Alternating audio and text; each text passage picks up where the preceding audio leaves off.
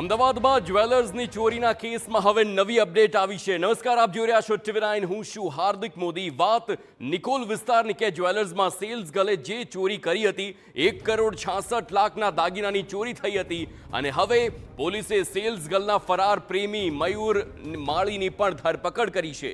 Cells ગર્લે પ્રેમી સાથે નવું જીવન શરૂ કરવા ચોરીને અંજામ આપ્યો હતો। ચોરી બાદ બંને દિલ્હીની હોટલમાં દારૂની મહેફિલ માણી રહ્યા હતા તે વાતનો પણ ખુલાસો થયો। પ્રેમી સેલ્સ ગર્લના અન્ય યુવક સાથે સંબંધની પણ પ્રેમીને જાણ થઈ અને પ્રેમિકાના સંબંધની જાણ થતાં જ તે દાગીના લઈને ભાગી ગયો હતો। પ્રેમિકાએ દાગીના પ્રેમીની દાનત બગડી હોવાના કર્યા આક્ષેપ અને પૂછપરછમાં ઉદયપુરમાં દાગીના છુપાયા હોવાનું આરોપીનું રટણ છે। પોલીસે આરોપી પ્રેમીના રિમાન્ડ મેળવવા કાર્યવાહી હાથ ધરી છે।